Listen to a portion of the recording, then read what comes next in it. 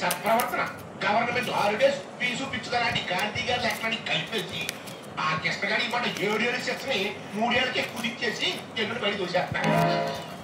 మా నాన్న బాబాయ్ కూడా వచ్చేస్తున్నారా? నీకు వల్ల నేను భయపడిపోయానమ్మా. కానీ మనకి నచ్చలేదు. ఏమైంది? కేవలం తడిచిపోయింది.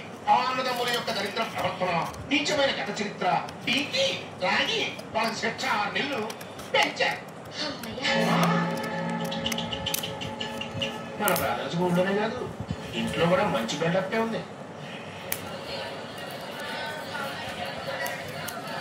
ఎక్కడున్నాడు? ఇది పట్టుకున్నాడు. ఏదైనా కష్టం ఇంకేం తెలుస్తారా? కంపెనీ ఎత్తేస్తే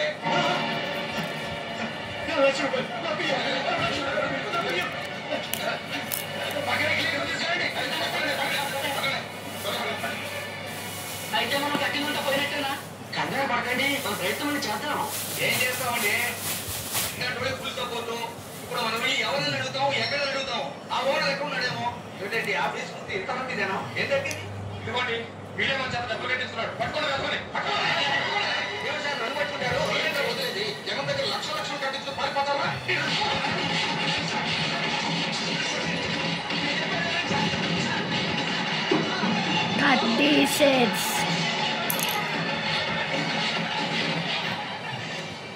బాబు, నేనే పాపము ఎరగను.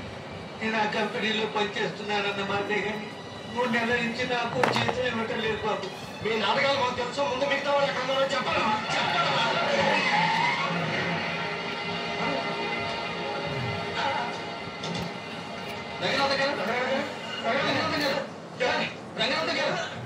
ఎందుకయ్యా ఇన్ని కొడుతున్నారు? కష్టపడి సంపాదించే డబ్బు ఇక్కడ దాచుకుంటే వీళ్ళు ఓనర్లు ఇద్దరు పారిపోయారు. ఇది నాకు బాధ్యత కానీ అసలు ఎక్కడ ఉన్నాడో తెలియదు. దేవుడి సాక్షిగా చెబుతున్నాను, నాకేమీ తెలియదు బాబు. ఈ 3 లక్షలు కూడా ఈ కంపెనీలో దాచుకున్నాను. నా కూతురు పెళ్లి కోసం ఇప్పుడు వాడు పారిపోయాడు. నా డబ్బు నా కూతురు పెళ్లి